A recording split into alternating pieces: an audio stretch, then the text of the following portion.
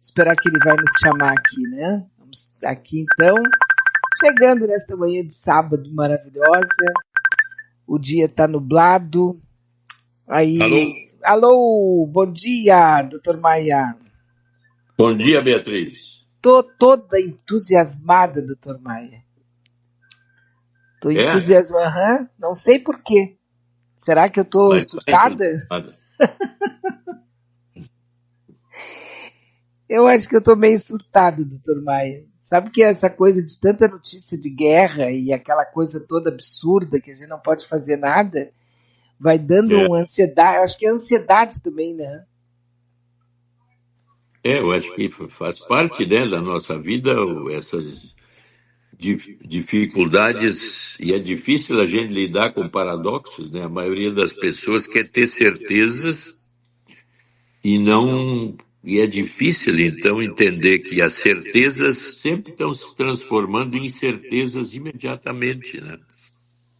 Então vamos dizer, essa visão de vida em que o que eu quero, que seria as ilusões, o que eu desejo, o que eu tenho certeza que eu quero, sofre rapidamente uma ação negativa ou que me leva a uma desilusão. E eu tenho que continuar idealizando que eu quero isso, que eu gostaria, que alguém é culpado e que o mundo é problemático, mas o mundo somos nós, né? Então, essa é a grande dificuldade de lidar com a existência, né? Uhum. Por isso que aquelas pessoas que lidam com zonas paradoxais, assim, que o bem e o mal estão sempre de mão dada, é difícil, né? Porque a ideia sempre é o ideal maravilhoso de que como deveria ser. E isso é o que a gente vê que não acontece o tempo todo, né? Daí que fica que todas as nossas ilusões vão morrendo aos poucos, e talvez por isso que a velhice seja algo em que a pessoa fica muito mais, como é que eu vou dizer, aparentemente ela fica muito mais realista, ela para de ter tantas fantasias, ilusões, não estou dizendo todos os velhos e velhas, estou falando que é meio normal, a pessoa diz, não, eu estou mais madura, eu estou mais experiente. É quando a gente vai perdendo as ilusões? Aí entra uma coisa também bem sofisticada, né? Porque toda ilusão, como a gente está dizendo, leva a uma desilusão. Mas quando eu entro na desilusão, ela tem dois caminhos, que é o da desilusão total, aí eu fico negativo, queixoso, de mal com o mundo, de alguém é culpado. E a outra posição é que cada desilusão abre campo para uma nova ilusão ou uma nova visão do mundo, no sentido de que é uma oportunidade para mim entender melhor essa sofisticação. Por isso que eu digo que é difícil lidar com paradoxos. A gente sempre se queixa de algo que não está bom e procura sempre o bom, mas como o bom está sempre ligado à desilusão e à perda e à problemática, a gente não consegue sair disso. Agora, se eu entender, por exemplo, que se eu quero fazer uma construção, por exemplo, na minha casa, uma reforma, eu tenho que destruir o que existia. E ao destruir o que existia, abre a oportunidade de construir algo novo naquele lugar que aquilo que existia foi destruído. Então, se eu entender que as oportunidades que aparecem após uma desilusão são aberturas para novas possibilidades de se iludir, mas entendendo que vai haver sempre uma situação onde não é aquele ideal que eu queria, mas eu aproveito nessa destruição ou nessa desilusão uma nova oportunidade de crescer ou crescimento. Talvez por isso que a idade e a velhice nos dão uma condição que é essa. Eu já estou velho, então eu tenho que entender melhor as desilusões até da vida eterna, de poder ficar saudável a vida inteira. Então eu tenho que entender melhor esse contexto onde eu vou terminar e eu vou morrer. E cada vez ficar com menos medo da morte e mais capaz de, logo que há a desilusão, entender a oportunidade que pode surgir dentro da desilusão. Isso é que é muito difícil. Aí tem que ter, de repente, a maturidade de poder pensar assim, bom, morreu essa ilusão, eu posso criar outra, eu posso criar outro desejo, não é exatamente uma ilusão, que parece que é negativo, né? Mas quando tu perde alguma coisa, tu pode, ao invés de ficar ali sentada chorando, tu pode criar um outro desejo, uma outra missão, um outro objetivo, um outro sonho. E daí é que Exato. está a nossa capacidade de fazer exatamente isso. Porque a gente meio que, vou falar mais pelas minhas experiências, né? Cada vez que eu tenho uma frustração, que eu tenho uma decepção, que eu tenho um fracasso, que eu tenho, e não são poucos, né? Cada vez que eu tenho um desses assim, a primeira coisa que eu faço é me sentir coitadinha, né? A gente se Isso. sente, mas meu Deus do céu, fiz tudo que eu pude, como é que não deu, sabe? Assim, aquela. E aí, daqui a pouco, tu já começa a elencar os culpados. Que foi o fulano Exatamente. Então, que não ajudou, foi o Beltrano que podia ter feito, não sei o que. A gente vai elaborando e geralmente sem nenhuma culpa. Tu não é responsável por nada. E o correto seria a gente simplesmente nem passar por esse período de achar quem é culpado ou não. E tipo assim, me decepcionei com isso, então agora eu quero aquilo. Mas só que daí a pessoa seria muito, muito fria, né? A gente não seria humana se conseguisse fazer isso. não é que tu poderia continuar humana, porque nesse momento que tu lida com a desilusão, tem dois caminhos. Ele é uma nova oportunidade de criar uma nova ilusão, ver aonde eu errei, abrir novo caminho e continuar entendendo cada vez melhor. E a outra visão que a gente tem nesse momento é a da chamada psicologia negativa, que é, vem cá, por que que eu me iludi tanto com isso? Eu começo a olhar para mim como aquele que está deprimido, ansioso, queixoso e buscando culpados lá fora. Nesse momento, negativamente, eu estou lidando com um luto interno meu, por isso que chama psicologia negativa. Eu busco responsabilidades em mim pelo mundo como eu vejo o mundo. Porque é muito fácil eu sempre buscar um coitado, ou um culpado, ou alguém responsável, ou alguém que está me manipulando e tirando de mim a possibilidade, vamos dizer assim, de ser aquilo que eu estou gostando de ser. Então eu me lembrei agora que a Vera Lúcia falou do empreendedor Uber, por exemplo. A maioria dos Ubers que eu falei, eles ficam querendo ser empreendedores. Quer dizer, a ilusão deles é que, sendo donos do carro e tendo um MEI em que eles funcionam, eles estão querendo mais do que simplesmente ser dependentes de uma estrutura paternal, que seria alguma coisa que dá para mim quando eu não tenho imediatamente aquilo que o pai e a mãe dão para a criança que está dependente. Então, nesse ponto, eu estou querendo algo que é um empreendedorismo meu naquela direção de ser autônomo e capaz. Ora, esse seria o lado positivo daquela pessoa vivendo aquilo. Então, ela está também que se preparando para enfrentar dificuldades maiores. Quando estragar o carro, ela vai ter que usar o dinheiro dela para resolver o carro. Então, nesse momento, nós temos que ver o quanto aquela pessoa está, vamos dizer, positivamente indo naquela direção. E não vendo que ela agora está sofrendo. Como quem diz, então, o sofrimento nunca deveria existir, mas o sofrimento é a oportunidade nova. É exatamente isso que é difícil, porque se eu perdi alguma coisa lá fora, eu empreendo uma forma de enfrentar o que eu perdi. E, ao mesmo tempo, olhando para mim, eu vejo a minha ansiedade, minha depressão, minhas queixas de que o mundo deveria ser melhor, e eu posso dizer para ficar. Se o mundo é assim, como é que eu posso lidar com esse mundo para não ficar perdendo o tempo todo, ficar deprimido, queixoso, ansioso e não trabalhar numa linha positiva de resolver a minha vida sabendo que tudo é duplo na minha existência? Então tu vê que esse caminho é interessante, mas não é fácil, né? Não, até porque ela não tem ainda muitos elementos para a pessoa usar como baliza. Tu tem muito pouca gente que funciona dessa maneira. Porque a maneira que a gente, por exemplo, da geração anterior à nossa ou da próxima, é tudo muito mais dependente do que qualquer outra coisa, porque se montou uma estrutura em que estava tudo resolvido para ti antes de tu nascer.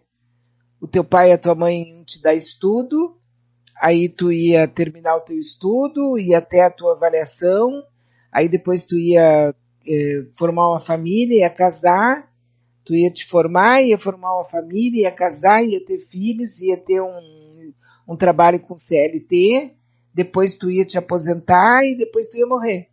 Não estava mais ou Isso. menos definido isso? Nosso caminho estava totalmente definido. Assim, mas aí o que acontece imediatamente na existência? Um progresso científico enorme, que abre campos de comunicação impensáveis no passado e que dão condições, vamos dizer assim, de ver como o mundo realmente é perigoso. E o que aconteceu agora?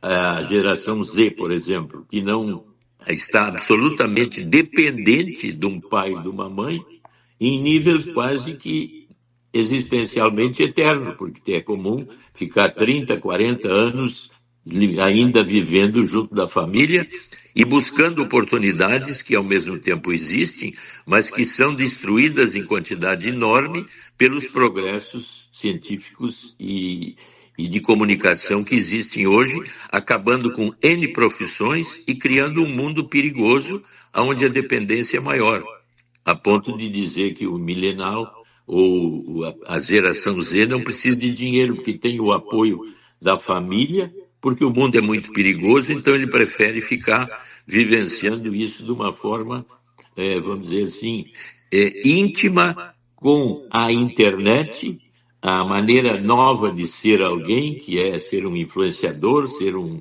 sujeito capaz ou coisa assim, e ao mesmo tempo lidando com uma dependência enorme da segurança aquela perdida da geração anterior que tu falou agora. Então tu vê que quanto mais nós lidamos com a situação, nós geramos complexidades paradoxais. É que a maioria das pessoas não consegue lidar com esses paradoxos tão grandes entre o bem e o mal, o certo e o errado, a Uhum. ética e a moral. Fica dificílimo. Então eu fico sentidíssimo e tenho que buscar um culpado lá fora. Então eu tenho que achar quem é que é responsável por essa merda que o mundo é. Uhum. E não me dou conta que eu sou o mundo que eu estou querendo idealizar. Eu sou o outro. O outro sou eu de mim mesmo. Isso é que é difícil, Beatriz. Sim, eu penso assim, ó, que como eu falava antes, a gente já estava meio que determinado tudo que a gente ia fazer. Então, a nossa geração foi mais, vamos dizer assim, mais facilitada. A geração Z hoje dizem que não querem carro, né? A geração Z não quer mais carro. Inclusive já estão falando, inclusive que está mudando a própria a indústria automobilística já está mudando em função disso. A geração Z pode mudar o mercado automotivo. Eles não querem mais carro por causa da facilidade do Uber, ou de qualquer coisa semelhante ao Uber, né? Então, para que tu vai ter um carro se tu pode chamar em qualquer lugar, vai ter carro sempre, em qualquer horário, e tu não vai ter que te preocupar com manutenção, não te preocupar com coisa nenhuma. Né? Eles também não querem mais filhos, porque os filhos implicam numa série de responsabilidades e de cortes de liberdade, e a vida muda 100%, né? Quando tu tem filho. Eles não querem mais um emprego com carteira assinada, eles querem fazer por tarefa, eles querem fazer e ganhar por tarefa. Não querem mais ter dinheiro Como é? guardado. A síndrome do empreendedor. Todo mundo quer ser Isso. empreendedor. E não querem mais guardar dinheiro para nada. Eles não querem mais ter uma conta com dinheiro guardado para isso ou para aquilo, para qualquer motivação, não querem. Então, assim, ó, nós tivemos tanta certezas, a gente foi construindo tudo com muitas certezas e assim, cuidados e fazendo, né? Tem que guardar dinheiro se precisar, tem que ter um carro para. Hoje em dia, de repente, surge um resultado da nossa própria, das nossas últimas gerações, que vem exatamente para eliminar tudo aquilo que a gente supostamente estava construindo. Então, o que tu está dizendo com isso? Que a mudança é uma característica da nossa existência nesse mundo. Até me lembrei de um exemplo bem prático. Eu vinha de Uber e ele disse para mim assim: tu está vendo que está diminuindo os ônibus, as lotações? Por quê? Por exemplo, eu tenho 4 pessoas entrando numa lotação, gastam R$ 24. Mas os 4 entrando no meu carro fazem uma viagem de R$ 12. Só que quando entro no meu carro, pergunto: onde é que está a água? Onde é que está a balinha? Como é que eu vou dar para eles aquela mordomia que o Uber dava antes, pagando R$ 12 só por essa corrida que eles gastariam 24? Então, a tendência de nós exigirmos cada vez mais do outro em função de cada vez darmos menos é uma característica egoística do homem, é uma característica interna nossa. E essa capacidade, então, de entender isso gera uma adaptação em que as coisas mudam o tempo todo lá fora. Então eu tenho que mudar por dentro, mas a tendência é sempre querer que o mundo mude lá fora conforme o que eu acho que é o ideal. E não olhar para mim e dizer: mas por que eu estou ansioso, depressivo, desiludido com a vida? Aí eu me aproximo de uma psicologia positiva. Eu tenho que entender o mundo na sua complexidade, mutante a cada momento, e não me queixar o tempo todo, ou me queixar do mundo, ou me queixar dos outros. Como diria Sartre, o inferno são os outros. Sim. Aí é uma responsabilidade que eu pego para mim para entender a complexidade da minha existência e do mundo. Isso é que é difícil. Agora, o resultado de tudo isso, quer dizer, depois que a gente botar tudo isso dentro do mix ali, tá? Que é mais ou menos a hora que a gente está agora. Tudo isso, o certo, o errado, que tentou, que não tentou, tá tudo dentro do liquidificador da história. Tá dentro de um mix, fazendo. Tá? A primeira coisa que aparece é a geração Z, que já tá com toda essa, vamos dizer, com toda essa performance que nós olhamos e ficamos embabacados, assim, né? Como é que eles têm esse pensamento? Esses dias até passou pela minha cabeça uma coisa tão louca que eu disse: eu vou confessar isso para o Dr. Maia ao vivo, para todo mundo ouvir que estiver nos ouvindo, sem medo de ser julgada, tá? E já avisando, se alguém julgar por mim, dane-se, não estou nem um pouquinho interessada. Assim, ó, eu imaginei a Beatriz, olha só o nível de loucura da pessoa. Eu gostaria que determinadas criaturas que têm poder no planeta, que têm poder geopolítico, econômico, eu gostaria que dentro da cabeça delas houvesse um espaço de poltronas, aonde eu gostaria de me sentar e ficar observando o que se passa naquela cabeça. Como é que elas elaboram, por exemplo, que tu tem o direito de ter $1 trilhão e tu vai pagar uma merreca ali para a pessoa trabalhar 12 horas para ti? Que nível, que pessoa é essa? Eu queria estar lá dentro da cabeça, tu entende? Eu queria um cinema, uma sala de poltronas, uma cadeira para ficar lá dentro olhando, para saber como é que funciona aquela cabeça. Por que ela se acha com direitos que os outros não têm? O que é aquilo, sabe? Eu queria olhar assim ao vivo, lá dentro, vendo como é que elabora o pensamento, o que ela pensa a respeito da pessoa que está com fome, a pessoa que está morrendo na guerra, o velhinho que não tem como morar em lugar nenhum, está na rua. O que se passa? Eu gostaria de ver, eu gostaria de ser... como é que eles diziam antigamente? Eu queria ser testemunha ocular da história, sabe? Pois é, mas aí tu tem que levar em conta, o que a gente já falou várias vezes, que o poder é inebriante, que o poder gera um narcisismo e ativa todo o egoísmo que eu posso ter na minha linha negativa interna. Porque nós somos duplos, nós somos santos e, ao mesmo tempo, demônios. É essa dificuldade de entender que essa posição negativa está dentro de todos nós. E quer dizer, quem consegue, naquele emoji, né, 80-20, 20% da humanidade seriam aqueles que têm mais capacidade de ganhar ou gerir os recursos que o tempo todo são gerados por todo o trabalho humano. A pessoa que consegue isso tende a lidar com mais egoísmo, mais narcisismo, mais poder e cada vez se beneficiar mais com essas posições, independente do outro estar passando fome ou coisa parecida. Quer dizer, é uma característica da nossa humanidade. Tem uns que são até muito mais, vamos dizer, abertos. Tem grandes fortunas aí que dão quantidades enormes de dinheiro para uma série de coisas caridosas ou coisas assim. Mas, ao mesmo tempo, tem outros que simplesmente acham que aquilo é deles e esse é o jeito de lidar e como eu tenho poder, eu posso fazer isso. Então, eu tenho que entender que a humanidade é dupla o tempo todo. E que dificilmente eu vou poder, dentro de uma área de poder, como tu colocou, de ter $1 bilhão, $1 trilhão, ou coisas parecidas. Até tem um filme agora que é interessante, eu ainda não vi aonde é que ele está, mas que pega os 4 mais poderosos do mundo hoje em fortuna, sendo que o menos rico tem $300 bilhões e o mais rico tem $600 bilhões.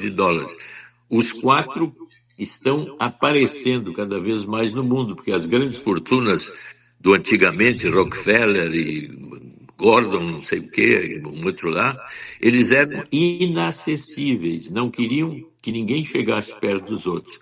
Atualmente, os grandes bilionários gostam de aparecer, estão na mídia, mostram o seu poder, as suas coisas. E esse filme mostra essa possibilidade desses seres de alto poder econômico e manipulador serem quase dominantes no mundo.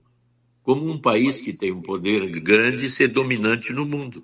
Daqui a pouco, pessoas individuais teriam essa capacidade quase de vários países terem mais dinheiro que vários países, então serem dominantes. Então, essa parece que é a nossa realidade agora, e com esse progresso científico cada vez maior, as possibilidades disso acontecer estão cada vez maiores, tirando, de certa forma, então, as possíveis guerras, como tu falou no início, que uma guerra atômica fica cada dia mais perto de acontecer, porque a briga do poder chega a esse ponto. Agora, sem dúvida nenhuma, assim, sem poder ter a menor ideia do que vai acontecer, porque nesse momento agora, oficialmente, tá? Israel declarou o Irã como principal frente de guerra. Tá? Não, quer dizer, Gaza foi para segundo plano. Principal frente de guerra é o Irã. Israel diz que Teherã vai sofrer as piores consequências se continuar atacando Tel Aviv. E também Teherã, por sua parte, está ameaçando as bases dos Estados Unidos, da Inglaterra, do Reino Unido e da França. Então, parece que o Putin está se manifestando e o cara lá da China também, a coisa está pegando fogo mesmo em termos mundiais nesse aspecto aí, né, que nós não temos a menor chance de influenciar nem, sabe, uma poeirinha cósmica disso aí. Né? Então o que está depois que essa fase sair, daqui 1 ano, daqui 2 anos, 10 anos, com ou sem um momento atômico, entende? A gente não sabe o que vai acontecer. Está surgindo um novo estilo de pessoa, né? Um novo homem. Como é que tu diz o novo homem? Uma nova forma das pessoas olharem o mundo, se relacionarem e tal. Esse mundo que é do nosso homem, do nosso estilo de ser, isso aqui está meio que dissolvendo, né? Desaparecendo. Não, é que como eu disse antes, né? Por exemplo, eu me lembro de uma entrevista de um jornalista com um médico que era do ISIS, da linha mais radical, da linha assim, violenta de morte. Aí ele diz assim, olha, eu tô dizendo para ti que na nossa crença mais definida, no nível da nossa crença do islamismo radical, que é base do ISIS, de todas as atitudes mais violentas, vamos dizer, que eu posso fazer tudo para ganhar o que eu quero, inclusive a morte do outro é irrelevante. Ele disse para o repórter assim, porque a única maneira que eu tenho de te salvar é te matando. Então, quando chega nesse nível, onde o teu inimigo é impossível de conversar com o outro, numa linha diplomática, em que o inimigo é absolutamente, só tem uma saída, a morte, então nós chegamos nesse ponto que acontece lá. Quer dizer, na Constituição do Irã está que Israel tem que ser exterminado. O povo israelense tem que ser dissolvido. Então, quando chega nesse nível, não existe outra chance a não ser a guerra. Então, quando o Irã tem, parece que atualmente, 9 possibilidades, tem urânio enriquecido a 90% para construir 9 bombas atômicas, o que Israel, ao saber disso pelo Mossad, que é aquela capacidade incrível de ver que eles foram lá e botaram os receptores de mísseis em Teherã, no lugar onde eles queriam matar aqueles. Agora são 6 cientistas atômicos e mais não sei quantos líderes, né? Botaram os aparelhos para o míssil ter certeza absoluta de bater no apartamento do cara. Quando chega nesse ponto, realmente a atitude é assim, ou eu morro ou te mato. Eu morro ou eu te mato. Sim, Então, a guerra final. Não tem alternativa, né? Por isso temos medo da guerra atômica, que essa sim mata mesmo milhões, né? Mas quando chegamos nesse ponto de 2 países estarem assim, nós vemos que e o bem contra o mal e o mal contra o bem, quer dizer, uma ruptura total de possibilidade de diálogo. Então, por isso que eu digo que nós não deveríamos ter inimigos deste quilate, e sim pessoas que pensam diferente, mas que a gente pode entrar em contato e entender por que pensam diferente. No nosso mundo hoje está difícil de pensar um diferente do outro, né? Uhum.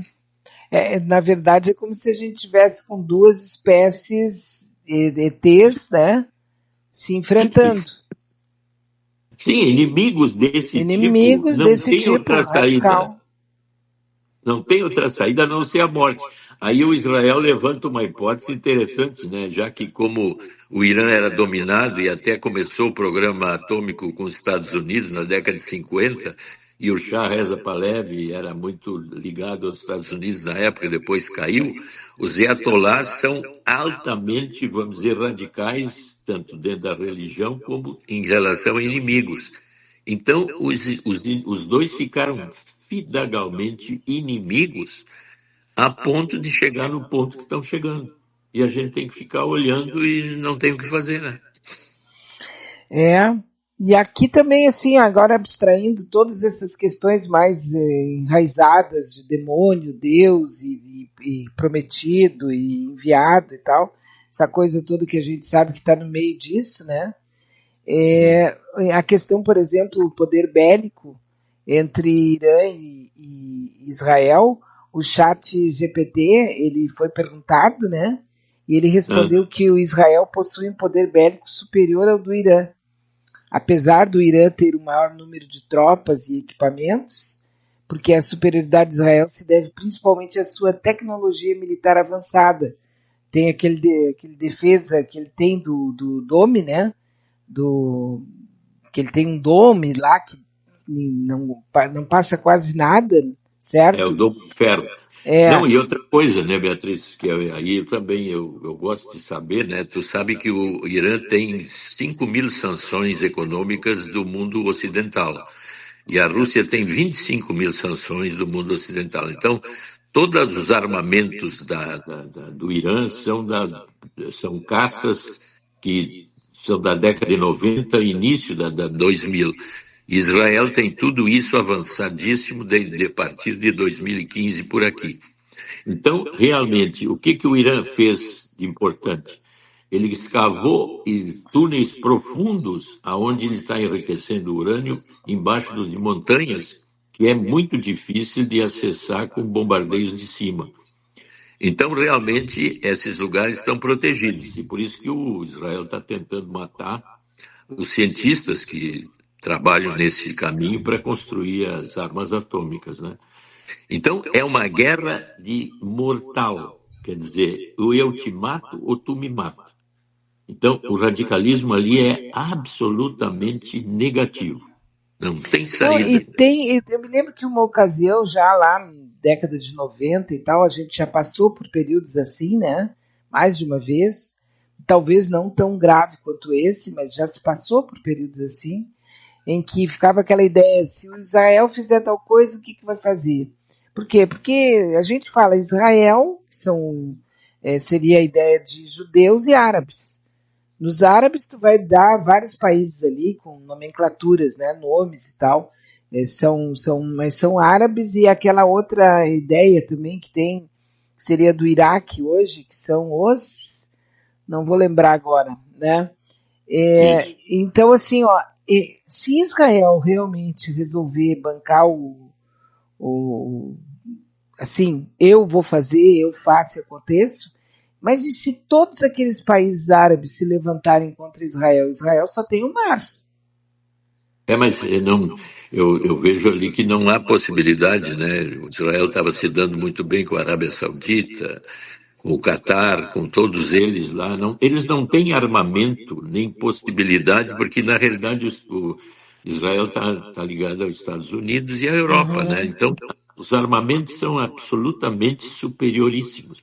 O que resta para o Irã seria talvez uma intervenção ali no Hormuz, no Mar Negro, bombardear petroleiros, criar problemas mundiais. O petróleo já subiu 10% hoje, né? Então, a guerra econômica também vai ser afetada. Mas, realmente, eu acho que ele quer que como uma das coisas que foi levantada, né? Que é também assim muito instável, é que há uma repressão grande no Irã em relação às mulheres, ao povo, tudo mais, e o que seria a resistência dentro do Irã é muito pequena e fragmentada. Então, uma das ideias é que a guerra essa possa ativar as barreiras dessas, aumentar a união das resistências e mudar o Isso. regime de ayatolás. Aí, então, haveria a possibilidade de ir para a linha da paz e acabar com a guerra de uma outra forma, acabando com o enriquecimento do urânio. Então, tudo voltaria ao esquema que eu acho que seria o Quer dizer caminho. que o pano de fundo seria acabar com o regime dos ayatolás. Exatamente, é isso que provavelmente o que o Israel quer, os Estados Unidos e todo mundo quer. Porque é um radicalismo assim, se na Constituição do meu país eu digo que tu é minha inimiga e só morrendo eu vou ficar feliz, aí o negócio fica de uma forma como eu disse antes. Não tem como não brigar até a morte. Então tem que haver uma mudança desse tipo, quer dizer, tu é meu inimigo, mas eu não quero te matar, vamos conversar. Que é o que não está acontecendo entre Israel e a Palestina. Não, ali é outro problema, né? Porque o Irã armou assim, o Irã produz muito petróleo, tem muito dinheiro, armou o Hamas, armou o Hezbollah e os Houthis. Quer dizer, ele faz uma guerra por procuração contra Israel, né? Então, é um financiamento malandro, porque os inimigos são mortais. Então, eu faço tudo para te matar de qualquer jeito. Então, isso é que tem que acabar, né? Pomba! Eu não sei o que houve ali para aquele momento lá de invasão de Israel para fazer aquela chacina incrível que gerou tudo isso, né? Mas como eu quero te matar e o único modo de eu te ver é morto, então a gente vê que eu sou capaz de fazer tudo, né? Sim, aí Financiar nesse qualquer caso coisa. tem aquela suspeita, e até com uma fala meio desastrada ali do próprio Trump, que eles querem o território físico, né? O território geográfico de Gaza, para fazer, entre outras coisas, para fazer resorts, para fazer uma série de coisas que já estariam determinadas. Quer dizer, Ali nem tem mais ver Talmud com Torá e com Alcorão e tal. Seria uma coisa meramente econômica de dominação e ocupação desse território. Exatamente, quer dizer, se eu não posso te matar, eu pego teu território. E se tu continuar ali, eu te mato. Quer dizer, é uma briga que não tem quartel. Insana.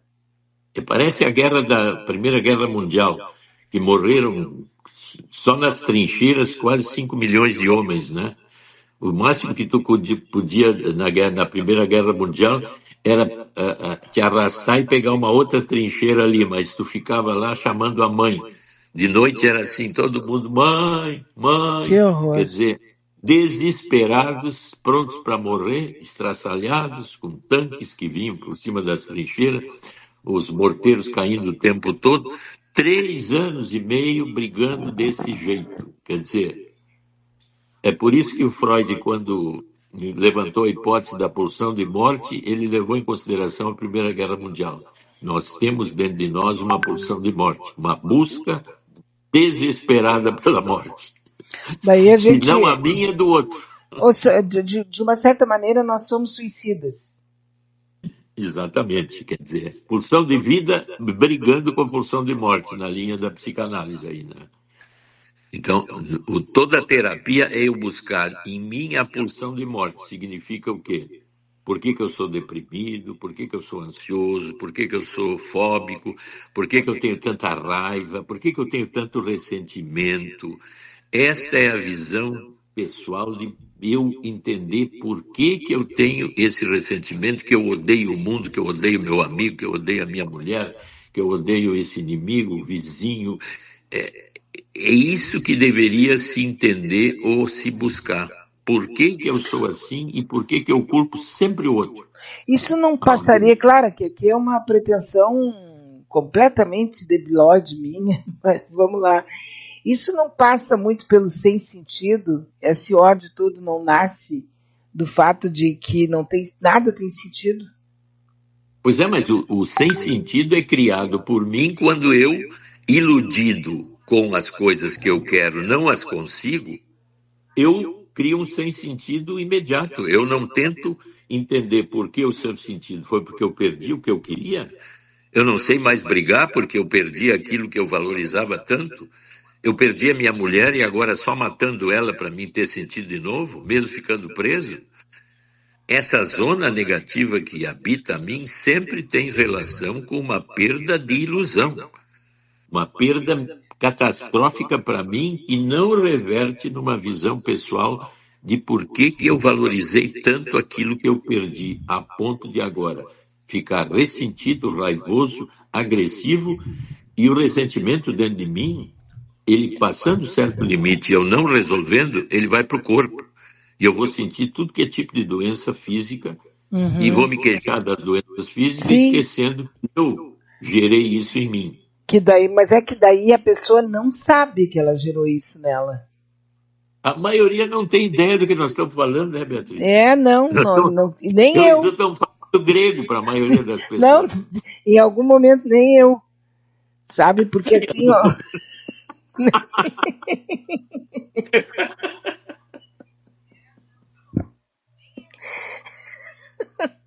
É como. Espero que tenha alguém que nos entenda. Sem dúvida.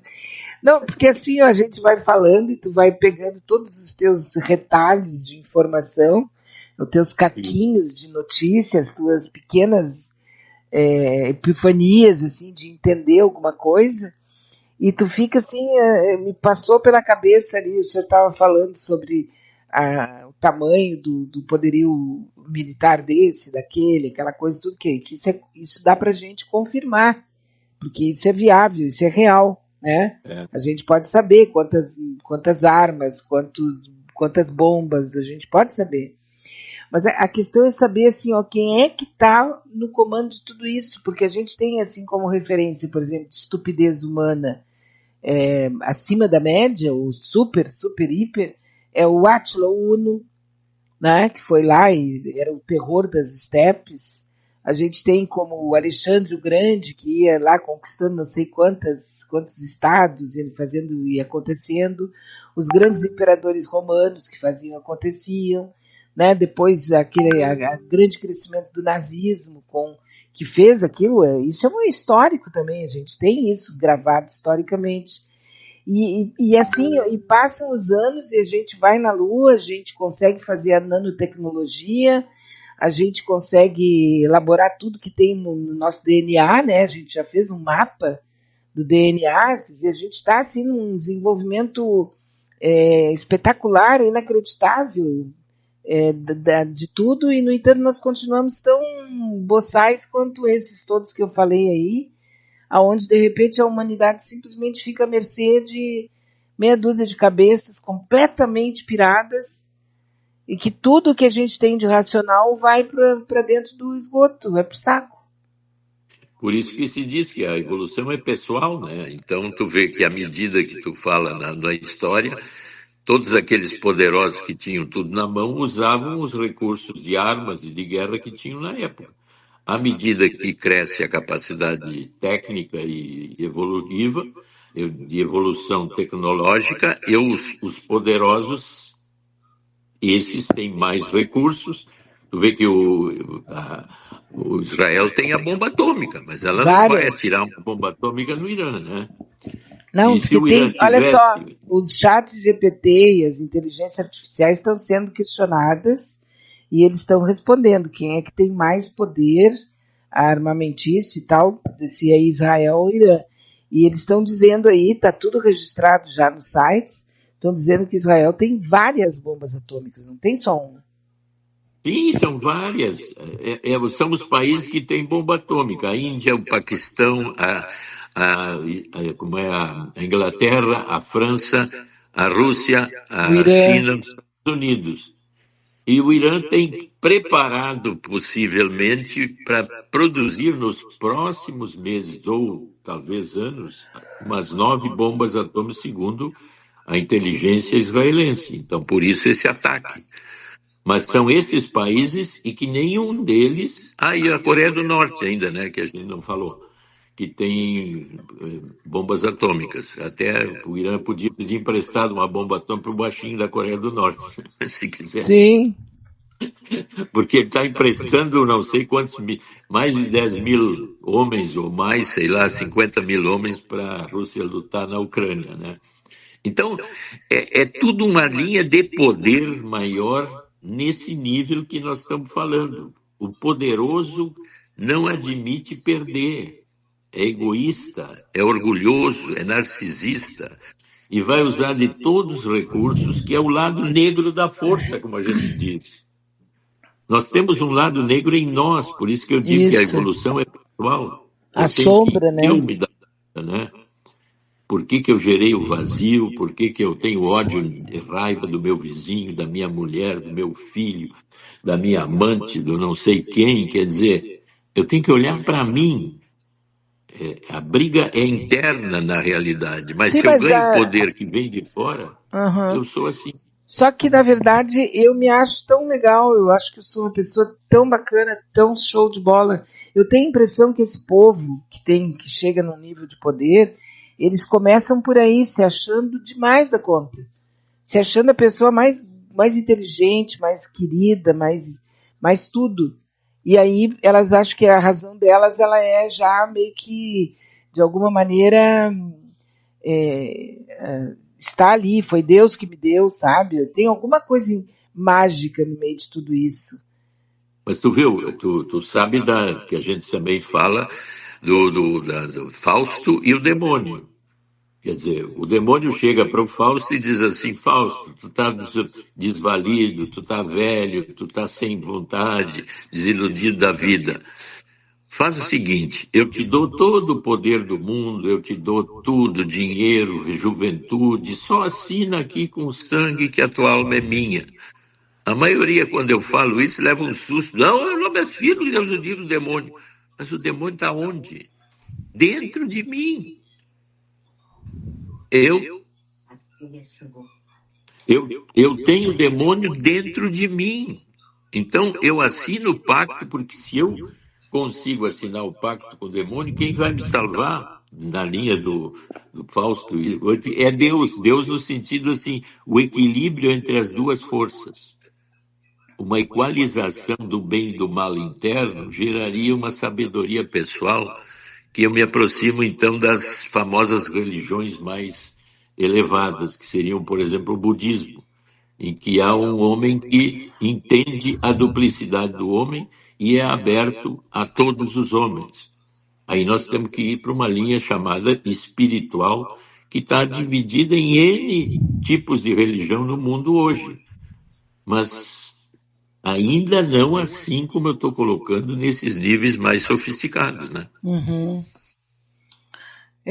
Não tente entender a alma humana, porque tu vai entrar Tu tem que entender o teu demônio primeiro, para entender a alma humana. Mas o pior é que eu acho que existe alguém que já conseguiu realmente entender a alma humana? Olha, toda essa linha, vamos dizer, mais mística, espiritual, os grandes santos, inclusive eles eram tão, vamos dizer assim, voltados para uma linha mística de igualdade, de fraternidade, vamos dizer, não quero nada do outro, que até iam para a fogueira, né? Quando abriam situações mais avançadas, eles, até teve 2 deles, né? Eu acho que foi Ptolomeu, Jordano Bruno. Jordano Bruno foi queimado, porque dizia que a Terra não era o centro do universo.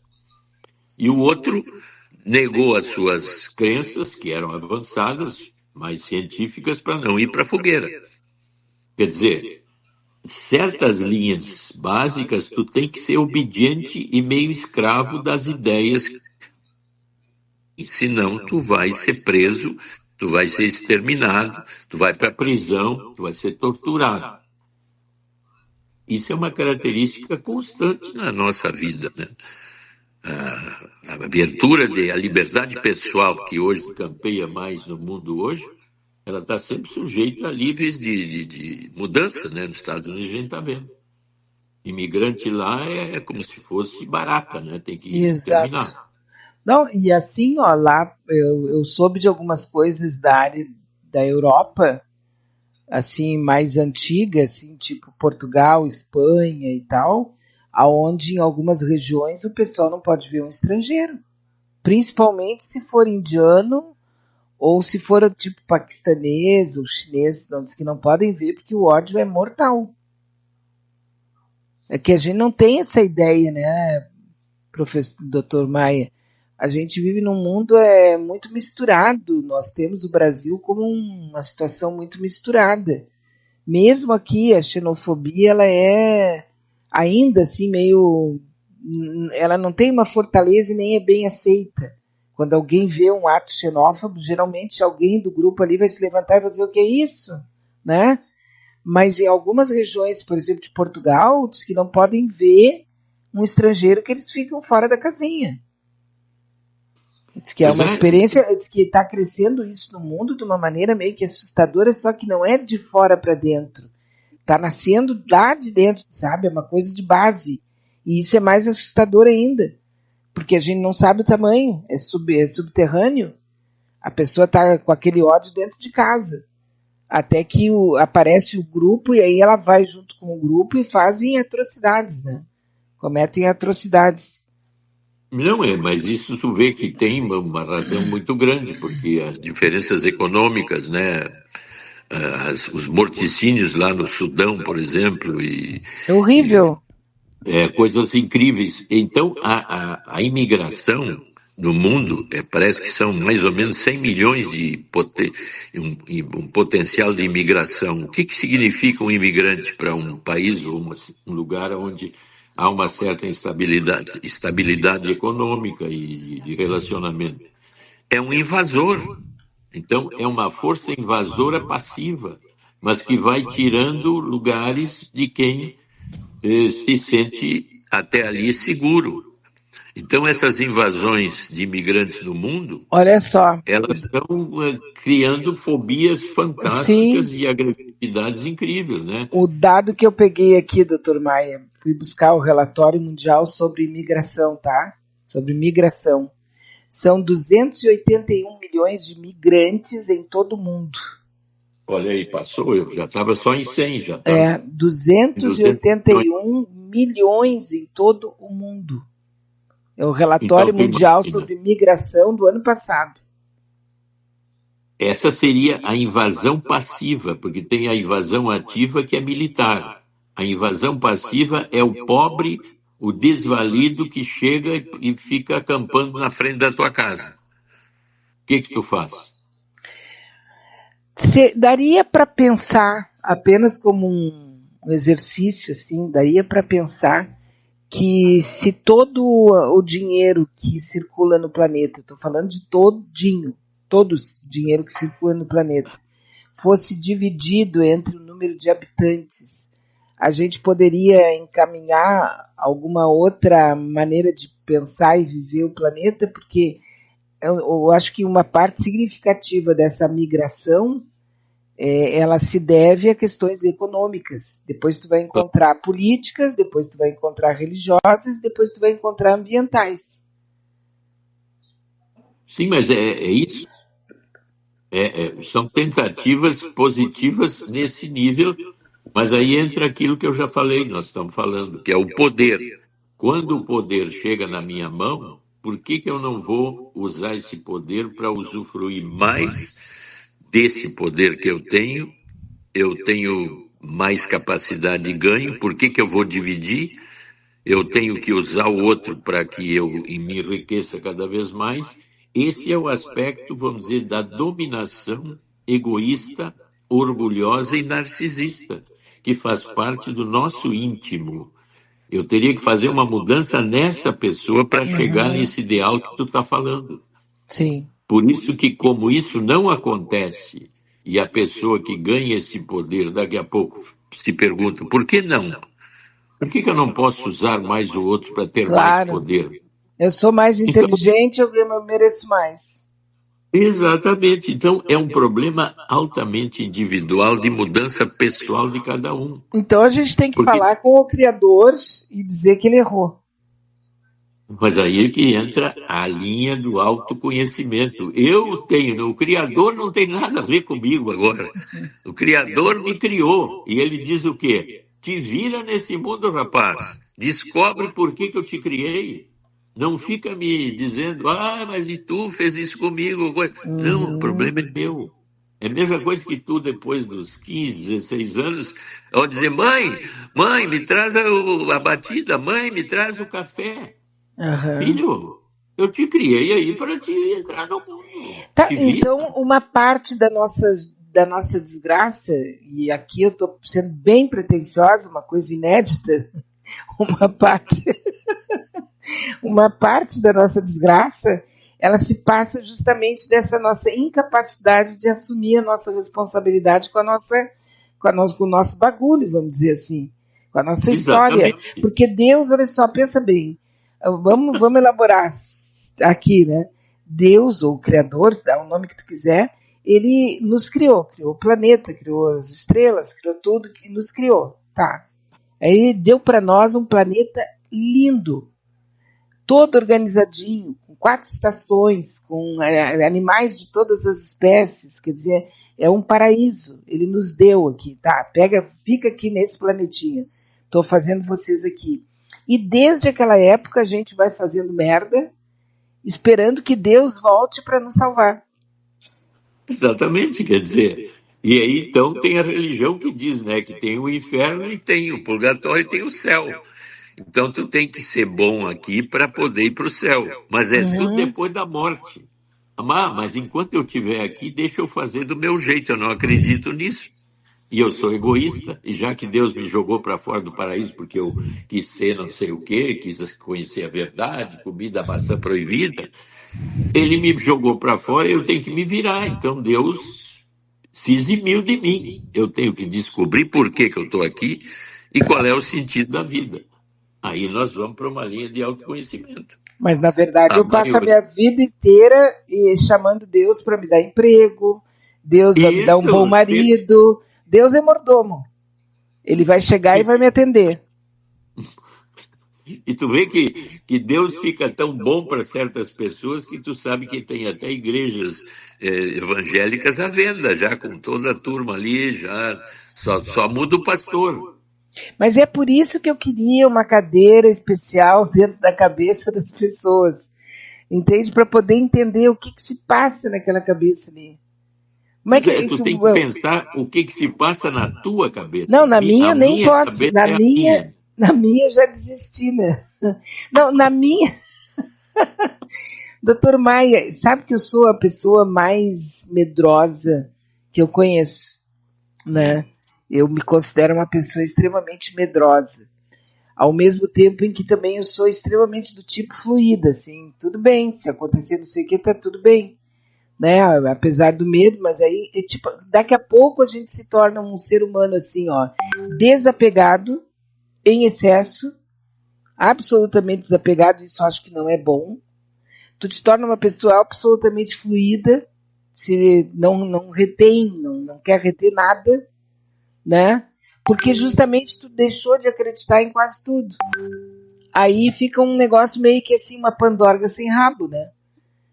Pois é, Fica. mas essa é a chamada linha, vamos dizer, mais espiritual.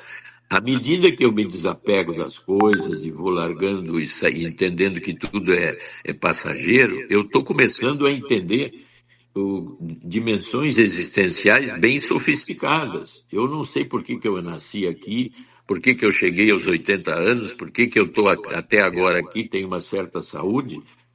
Eu tenho que ser capaz de entender sofisticações maiores.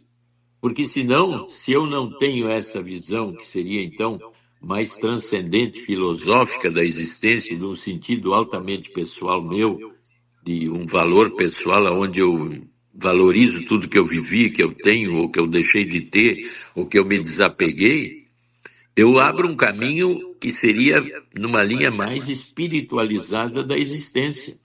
Eu não conheço nada desse mundo e por que eu vim para cá e onde é que eu vou depois da morte. Então eu tenho que tentar um equilíbrio onde eu possa ter uma ideia de que essa vida tem valor, de alguma forma.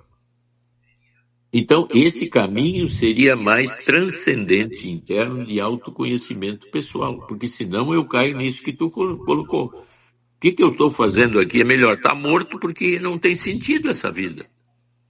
É melhor acabar não com isso, porque estou aqui para quê? Não tenho mais nada, eu estou deprimido, e tu vê que está cheio de pessoas que se suicidam exatamente por isso. Porque perderam o sentido existencial de autoestima e de valor, aí que eu digo mais transcendente, que seriam valores espirituais de autoconhecimento e valor pessoal.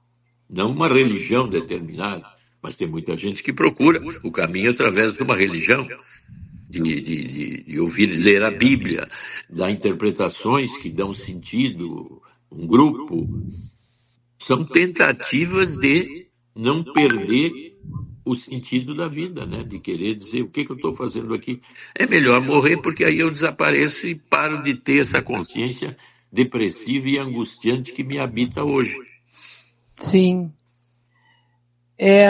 O, o caso é que nós estamos mesmo, tipo, numa encruzilhada.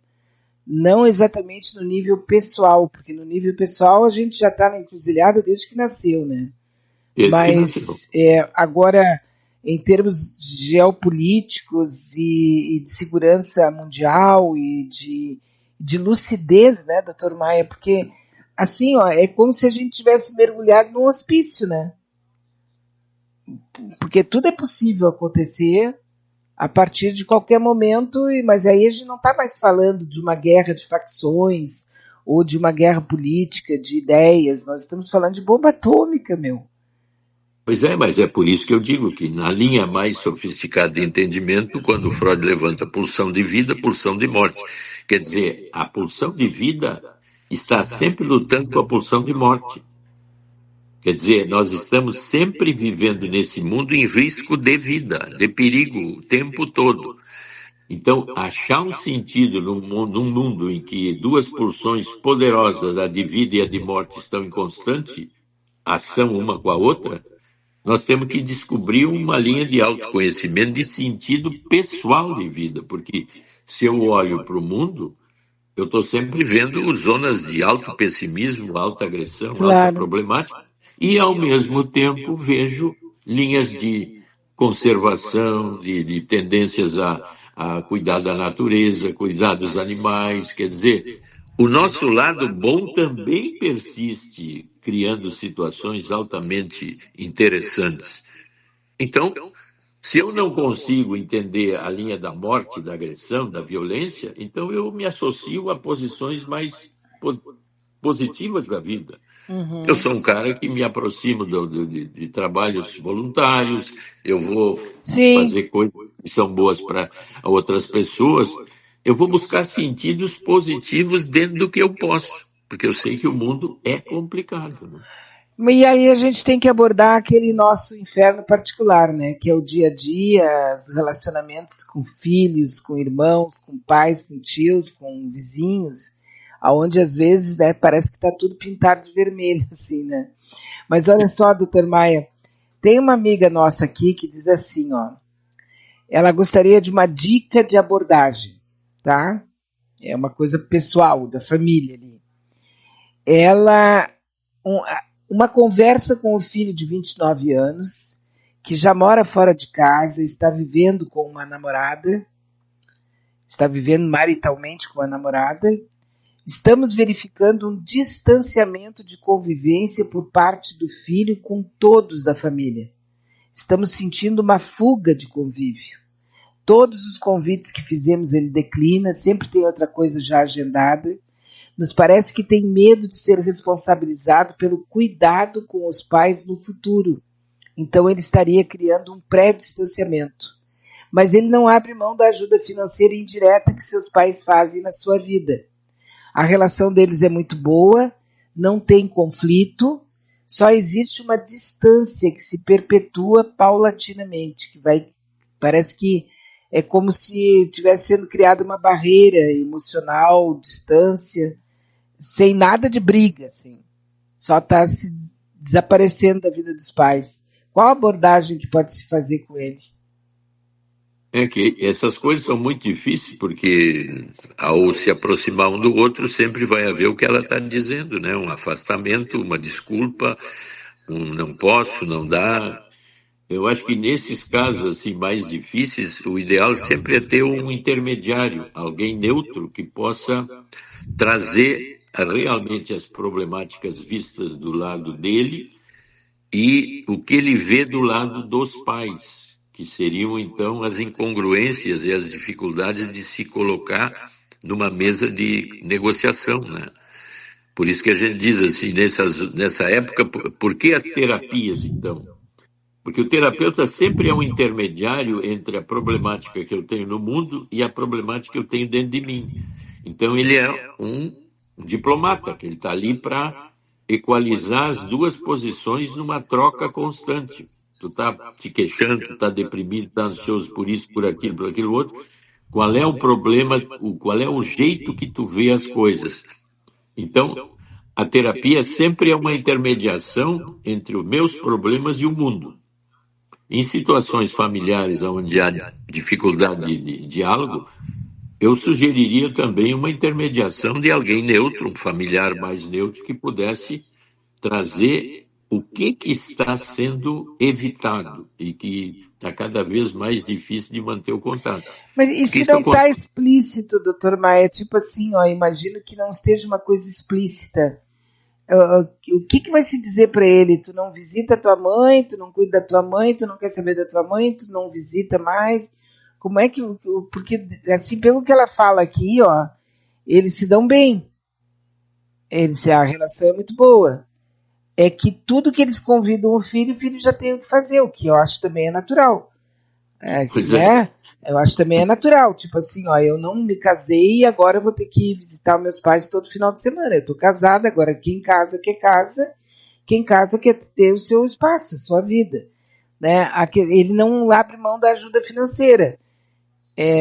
talvez se eles tirassem a ajuda financeira para ele poder se abrir, né? Falta. E outra coisa que pode existir, que é muito comum, né? Dificuldade de relacionamento com a esposa, com a maneira que a mulher. Isso, as Quer dizer, por isso que eu digo, conhecidas. Uhum. é Essas complexo. noras, esses genros, vou te dizer. Isso. Então, por isso que eu levanto a hipótese sempre de uma intermediação, porque se o fechamento da comunicação entre os dois lados blindou, Está acontecendo. então, naquela zona blindada é que tem que haver uma intermediação. Por isso que eu usei a metáfora da Sim. terapia. Quando eu chego num ponto que a minha depressão, a minha angústia, a ansiedade é tão grande, eu não consigo mais resolver sozinho, ou estou doente fisicamente, o que eu faço? Eu vou num intermediário, que é um médico, um terapeuta, para trazer o meu problema e explicitar na frente de alguém neutro, que é capaz de me dar uma solução que eu não estou entendendo e não consigo chegar.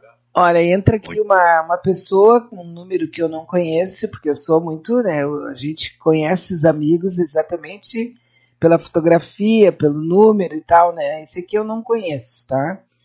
E ele diz assim, ó, exatamente esse é o problema que sou acusado na minha família. Mas pensa bem, tenho pais que não precisam de mim para nada. Nunca me pediram nada. Nunca tiveram nenhum problema. Sou tranquilo, apenas isso. E, no entanto, a mãe da minha mulher me acusa de não dar atenção para os meus pais. Mas eles não precisam de mim.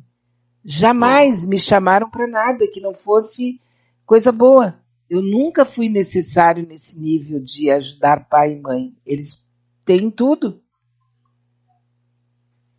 Então, tu vê que como as comunicações são complexas, né?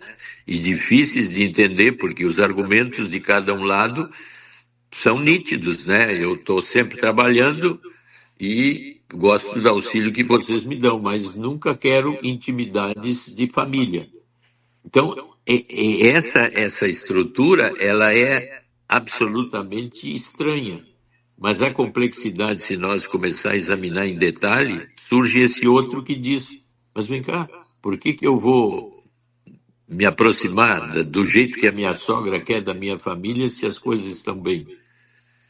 Então, N focos de visão que têm que ser acomodados e entendidos e que, como é difícil de fazer esse tipo de aproximação, as pessoas começam a se afastar. Sim, porque daqui a pouco ele realmente não é necessário para nada, né? Isso, a complexidade vai ficando tão grande que me gera angústia e ansiedade. Então é melhor eu me afastar. Aí eu vou embora. E as coisas vão ficando assim, cada vez mais afastadas, como acontece muito dentro de famílias, né? Que vão cada um indo para o seu lado, daqui a pouco a comunicação e os sentidos de estar juntos, se encontrar, vão ficando assim cada vez menos importantes. Então, tu vê que é bastante complexo, por isso que eu digo que sempre nesses casos tem que buscar um intermediário. Que Sempre. esse, então, abriria campo novo, né? Por isso, aqui nós já comentamos aqui muitas vezes, o senhor sempre fala sobre isso, o nosso problema, um dos problemas da humanidade é a comunicação, né? A maneira como a gente se comunica. Porque tem pessoas que sacam tudo que tu tá falando rapidinho, e tem outras que tu tem que ser literal. Tu tem que explicar exatamente o que tu quer, porque senão a pessoa não consegue decifrar. Exatamente. Não é? Tem pessoas que precisam ser literal, como se tu estivesse falando de uma criança, e outras não, rapidinho, e outras querem detalhes. Precisam de detalhes. Se não tiver detalhe, a pessoa não consegue se movimentar. Precisa de explicação, né? A Berenice, ela diz assim, ó, eu em meus questionamentos internos percebo que tudo isso que está acontecendo fora é o que acontece dentro de cada um de nós. Para curar o mundo, teremos que nos curar. Penso que tudo isso é um desnudando, Vai ter que doer para curar. Filósofa Berenice. Não, tu vê que ela se aproximou do que a gente sempre tem falado, quer dizer, deixa eu ver o impacto que essas coisas causam em mim e eu me observo. Então, isso se chama a psicologia negativa, no sentido de que eu me torno responsável e não a ativa, que o outro é responsável, que o mundo deve ser bom, que eu tenho que entrar e resolver do meu jeito ou coisa parecida. Não, eu ganho um autoconhecimento para lidar com complexidades. Então, eu estou sempre preparado para lutos por perdas. A maioria de nós não está preparado para luto por perdas. Eu sempre busco um culpado pela minha perda. Alguém é responsável. Eu sou essencialmente bom e querido. Eu sou o melhor do que existe na raça humana. Essa turma aí que está fora, tudo são os merdas, os incapazes e incompetentes. A minha visão de mundo, se me ouvissem, ia ser uma maravilha. Ah, daí estava resolvido o problema da humanidade. Então está cheio de pessoas assim que acham isso. Mas é que todos nós temos os nossos insights, assim, a gente tem a solução, principalmente para os outros, a gente nunca tem solução para a gente. Exatamente, porque então vamos valorizar essa ouvinte aí que ela está filosofando na linha pessoal. Eu preciso me adaptar ao mundo e entender o mundo, mas com mudanças internas. Olha só, a amiga que falou sobre o filho se afastando e tal, ela escreve aqui, ó. Também temos essa impressão de que o filho entende que não precisamos de nada. Precisamos talvez de afeto dele mais próximo, porque se chamam para um evento familiar, o que se quer com um evento familiar? Uma intimidade afetiva sem ganho nenhum de parte nenhuma. Só estar junto ao meu filho, estar junto Mas com a minha mãe. Mas ele não entendeu ainda isso. Agora também estar sendo assim, secundário, né? Para ele. Ir lá de novo na casa do pai almoçar, para que eu vou ir lá almoçar, entende? Quer dizer, né? Agora, se meu pai tivesse com febre, se a minha mãe tivesse com o pé inchado, se eles estivessem precisando de mim para alguma coisa, que eu fosse útil, que eu servisse para alguma coisa, daí eu iria. Para cuidar deles eu vou correndo. Agora, para ir lá só para comer uma picanha, eu não quero. Eu não ganho nada pessoalmente na minha visão. Isso não é agressivo, é apenas eu não tenho vontade. Mas o pai e a mãe que têm essa visão afetiva de querer ver o filho, conversar, mesmo que sejam bobagens ou coisas assim, ficam decepcionados. Mas ele está na dele, né? Uhum. Então, é interessante. Na verdade, esse é o medo dos pais de serem abandonados pelos filhos. Esse é o pior medo do ser humano, pelo menos que eu conheço, né? É o medo de envelhecer e ser jogado ali como se fosse um pano velho. Não está mais preocupado, não tem mais interesse, não quer mais saber, a não ser que esteja ganhando alguma coisa. Se vai precisar de dinheiro, daí te liga, vai falar contigo, entende? Ou não tem pai, não tem mãe que não entre nessa paura, né? Esse medo, assim, de ser abandonado, porque no mundo que a gente vive hoje, o normal é o velho ser abandonado. É normal isso, é normal, faz parte, assim, o velho atrapalha, o velho tá ali enchendo os pacovar, o que tu tá fazendo aqui, tu já teve teu tempo, mas só que as pessoas não falam, porque ninguém é tão cruel assim, né? Eu tô falando daquilo que é pensado, mas não é falado. Nós vamos ter que ir lá na avó de novo, meu Deus do céu, pelo amor de Deus, por que tem que carregar esse velho, para que vai junto, entende? Pode não ser falado, mas a velharada morre de medo disso, de ser abandonado, e às vezes tem um filho só, tem 2 filhos, sabe? Moram sozinhos, né? É um negócio meio bizarro isso.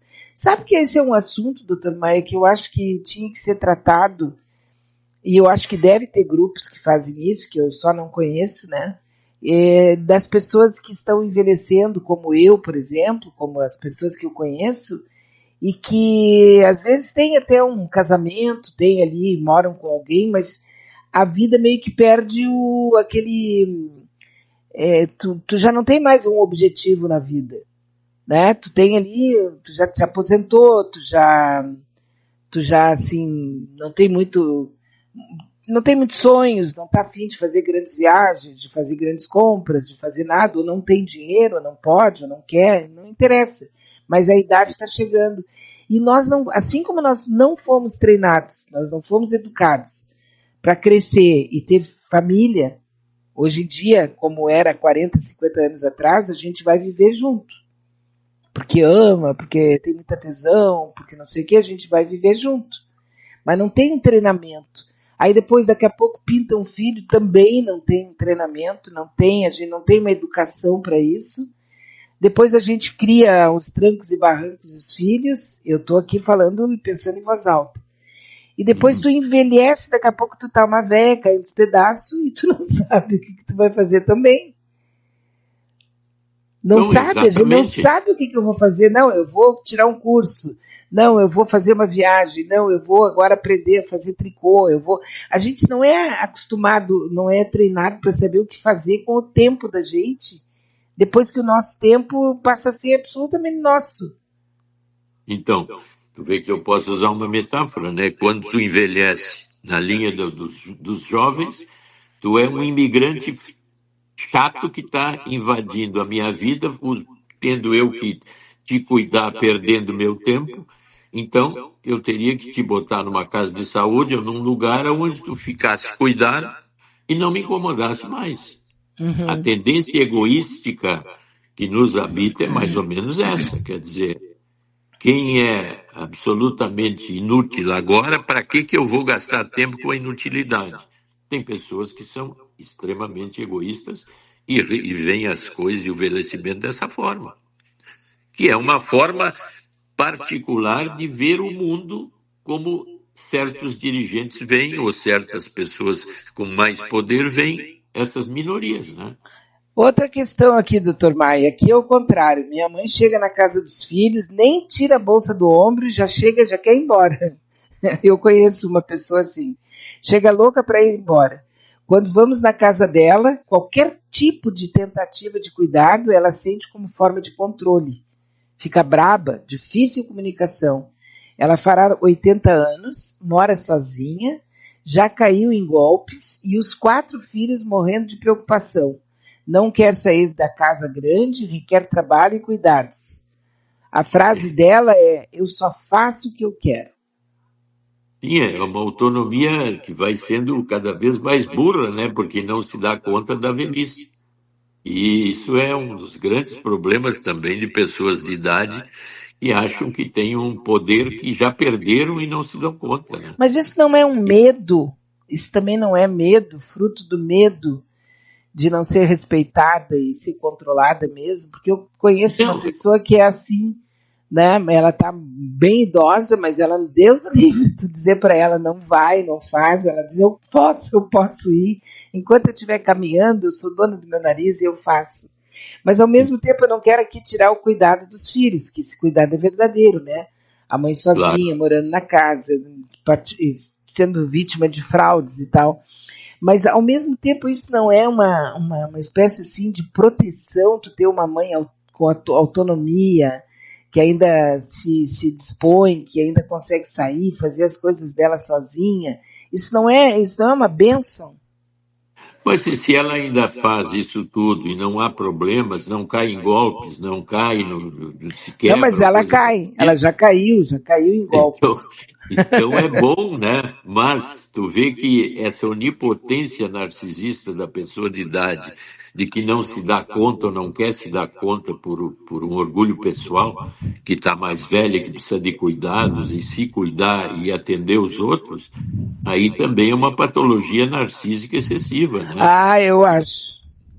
Então, eu não admito a idade. Eu não admito que eu estou velho, que eu tenho 80 anos, que eu tenho que me cuidar e que alguém tem que ficar atento a mim. Porque eu perdi a noção da minha idade e dos contextos que a idade traz de cuidados. Aí são pessoas já problemáticas na linha do narcisismo pessoal. Se acham e daqui a pouco acontece alguma coisa que elas são assombradas, então, pela dependência aí total, né? É o narcisismo, né?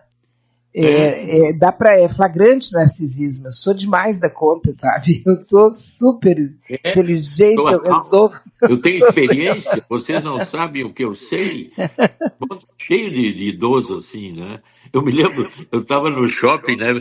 E eu estava na fila do idoso, fui atendido rapidamente. Aí eu olhei para dois lá que eu achei que estavam na fila uma fila grande, que tinham mais de 60 anos, né? Claro que tinham. Aí eu cheguei, olha lá, tem a filha do idoso. O cara olhou para mim e disse: "O que é? Tá pensando o quê?" Eu acompanhei a história de um camarada que ele fez mais de 60, tá? Mas ele se acha, né? Aí ele foi sair com o neto dele, uma coisa meio novidade, porque é um cara bem refratário.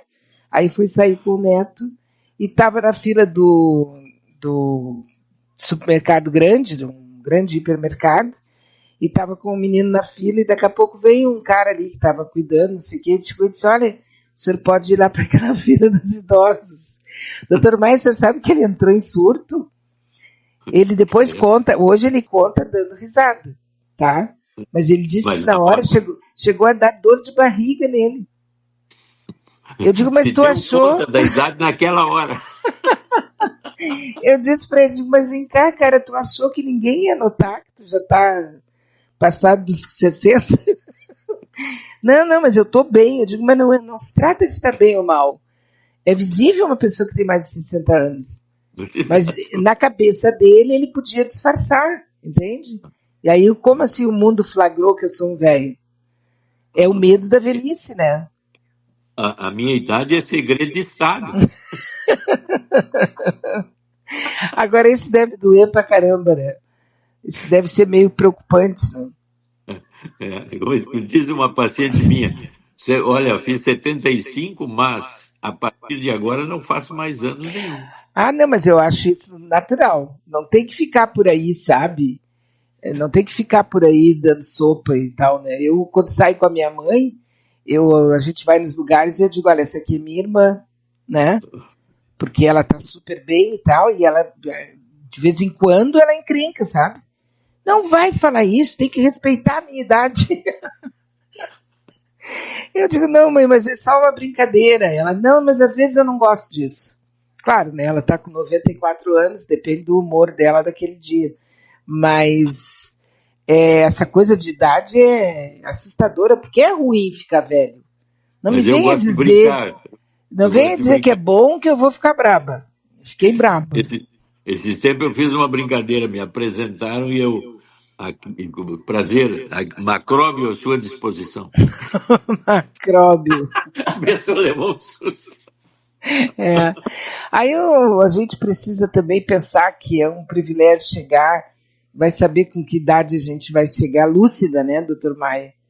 Eu então, costumo brincar que a única coisa que me preocupa mesmo é com a lucidez. Então, até um assunto que eu ia falar com o senhor, não falei, mas vai ficar para a próxima, é o seguinte, saiu uma pesquisa aí, e fizeram uma pesquisa com 2.000 e tantos médicos, eu vou lhe mandar a pesquisa, tá? E perguntaram para eles se eles atuariam, se eles aceitariam tipo uma solução final, né? Tipo uma eutanásia, em que circunstâncias? E sabia que eles falaram de Alzheimer e câncer em assim, metástase? Ah, sim. Eu achei isso tão interessante, claro, não quero olhar aqui pelo aspecto do dramático, não é isso. Mas a pessoa tem que ser muito, como é que eu vou dizer, ela precisa ser muito prática, né? Para pensar assim, ela não tem que pensar em aspecto emocional e menos ainda espiritual. Não, é que a degradação é tão grande que a pessoa, então, até esse último aí, né, que ele sabia que estava com Alzheimer e foi para a Suíça para fazer suicídio. Quer dizer, começam a ver assim que o sentido, e de certa forma não tem medo da morte, né? Porque como é uma coisa que vai acontecer, eu digo, o máximo que eu posso acontecer comigo é que eu perco a consciência. Então, o que eu estou vivendo? Uma consciência tão ruim de Alzheimer ou de câncer, que eu vou ficando cada vez pior, eu opto por morrer, né? Mas tem que ser coragem também. Ah, sim, no aspecto espiritual, então, religioso, isso é inviável, né? Totalmente inviável. Vamos tirar isso da cabeça por enquanto. Tá Isso. bom? Então, tá. Doutor Maia, um Tá abraço, bom. obrigada, viu? Um abraço Muito pra ti, obrigada. tudo de bom. É isso, gente. Nós chegamos ao final aqui da nossa conversa com o Dr. Maia. Sempre aos sábados ele abre um espaço na agenda dele para nos atender, para conversar com a gente. Eu já faço um pouco uma terapia. Tudo de bom para todos vocês, muita paz, muita tranquilidade e sigam o seu coração. Que daí a gente toma as decisões melhores. Segue o teu coração, sempre. Grande beijo e se tudo der certo, eu volto e chego aqui de volta na segunda-feira a partir das 9 horas. E amanhã, domingo, nós temos o Adroaldo Bauer Correia às 19 horas, tá bom? Grande beijo e até segunda-feira.